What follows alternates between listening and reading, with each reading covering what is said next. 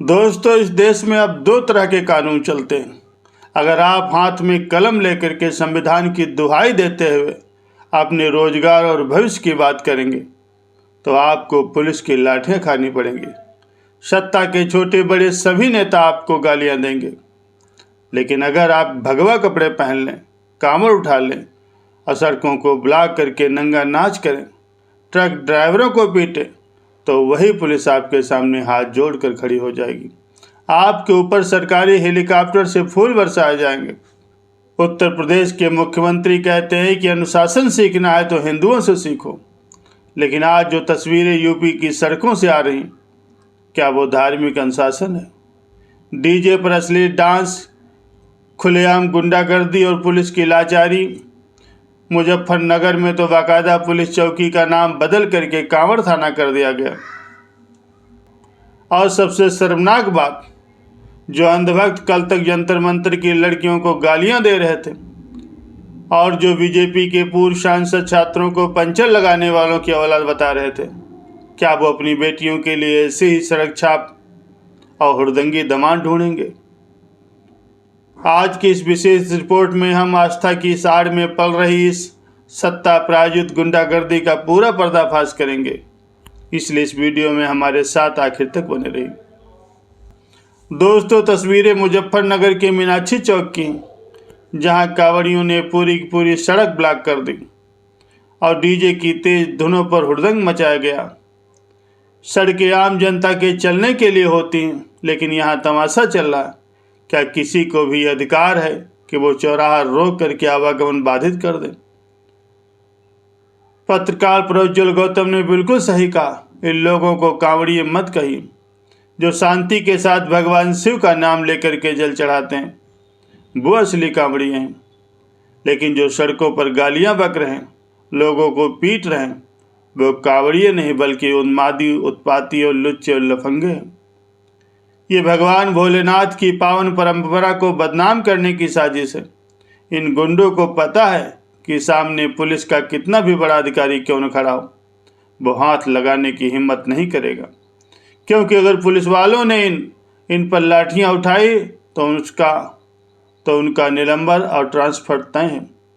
बरेली के एसएसपी के साथ क्या हुआ था, ये पूरा यूपी जानता है। इसलिए उन हुड़दंगियों की ताकत बहुत बढ़ चुकी है। दोस्तों, जब सरकार का सीधा आदेश हो कि इनका सेवा सत्कार करना है, तो पुलिस वाले भी क्या करें, उन्हें भी अपना प्रमोशन चाहिए। मुजफ्फरनगर के शिव चौक पुलिस ने ऐसा सरेंडर किया जिसे देखकर आप हैरान रह जाएंगे। वहां पुलिस चौकी का नाम ही बदल करके रख दिया गया, कांवड़ थाना शिव चौक। इतना ही नहीं, पुलिस वाले खुद कांवड़ियों की वेशभूषा पहन करके सड़कों पर घूम रहे हैं। क्या कोई पुलिसकर्मी मुहर्रम या ईद पर भी अपने नाम के होर्डिंग या वेशभूषा पहन सकता? नहीं। तब पुलिस नियमावली याद आती। अब इस गुंडागर्दी का वो चेहरा देखिए जिसने आम जनता के दिलों में खौफ पैदा कर दिया। एक तस्वीर में साफ दिख रहा है कैसे सत्ता संरक्षित ये गुंडे एक ट्रक ड्राइवर को सरेआम लाठी डंडों से बेरहमी से पीट रहे हैं। कानून इन गुंडों के हाथ का खिलौना बन गया है। एक वक्त था जब लोग कांवड़ियों की इज्जत करते थे। अगर किसी को चोट लग जाती तो आमतौर पर लोग उन्हें अपनी गाड़ियों में बिठा करके ले जाते थे। लेकिन आज आम आदमी अगर अपने परिवार के साथ सड़क से गुजर रहा हो और कांवड़ी यात्रा आ रही हो, तो वो खौफ से अपनी गाड़ी साइड में लगा लेता, क्योंकि उन्हें पता है अगर गलती से भी गाड़ी छू गई तो ये गुंडे जान लेने से भी पीछे नहीं हटेंगे। और आस्था की इस यात्रा में कैसा धार्मिक काम हो रहा है वो भी देख लीजिए।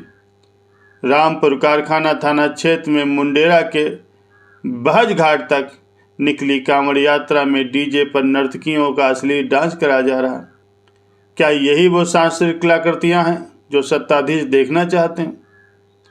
जो लोग जंतर मंतर की लड़कियों का चरित्र हनन कर रहे थे, क्या वो अपनी बच्चियों के लिए ऐसे ही दामाद ढूंढ रहे हैं?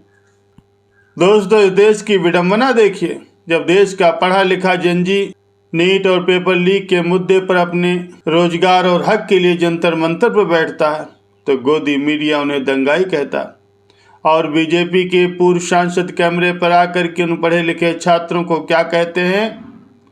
वो कहते हैं कि वहाँ 20-25 हज़ार बच्चे जो थे वो बेरोजगार पंचर लगाने वाले, ताला बनाने वालों के थे। क्या भारत की बेटी मोदी जी के बारे में ऐसी ही बातें कर सकती हैं? वो पंचर बनाने वालों की ही औलादें होंगी।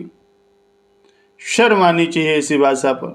जो बच्चे किताबें लेकर के सिस्टम से जवाबदेही मांग रहे हैं, उन्हें गटर जनरेशन और पंचर वाला कहा जा रहा है। और जो लोग सड़कों पर नंगा नाच कर रहे हैं, उन पर हेलीकॉप्टर से फूल बरसाए जा रहे हैं। सरकार को जेएनजी से डर लगता है, क्योंकि पढ़ा लिखा युवा सवाल पूछेगा और अनपढ़ हुड़दंगी सिर्फ धर्म का झंडा उठा करके पार्टी के लिए जिंदाबाद के नारे लगाएंगे। दोस्तों, आज हमारे देश में दो तरह की पीढ़ियां तैयार हो रही। एक तरफ वो पीढ़ी है जो स्कूल और कॉलेज में पढ़ करके संविधान, रोजगार और पर्यावरण की बात कर रही, जो नेताओं की आंखों में आंख डाल करके सवाल पूछती है। और दूसरी तरफ वो पीढ़ी जिसे सत्ताधीशों ने उन्मादी बना दिया। इनके एक हाथ में केले थमाए जाते हैं, दूसरे हाथ में तलवारें।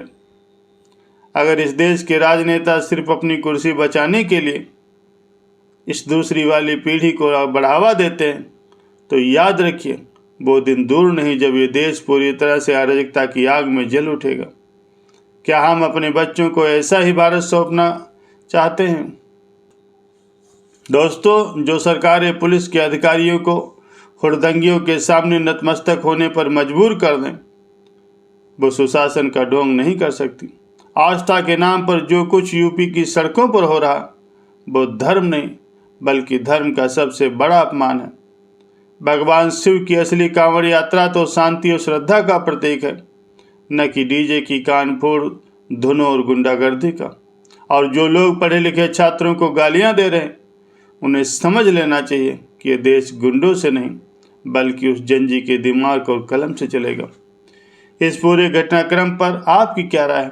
क्या आपको लगता है कि सड़कों पर गुंडागर्दी करने वाले इन लफंगों पर पुलिस को सख्त कार्रवाई करनी चाहिए? और क्या छात्रों को पंचर वाला कहना सही है? हमें अपनी बेबाक राय कमेंट बॉक्स में जरूर लिखकर बताइए। आज की इस विशेष रिपोर्ट में बस इतना ही। सच्ची, निडर और निष्पक्ष पत्रकारिता को सपोर्ट करने के लिए इस वीडियो को ज़्यादा से ज़्यादा लोगों तक शेयर करें, इसे लाइक करें और हमारे इस चैनल को फॉलो करना न भूलें। नमस्कार, जय हिंद।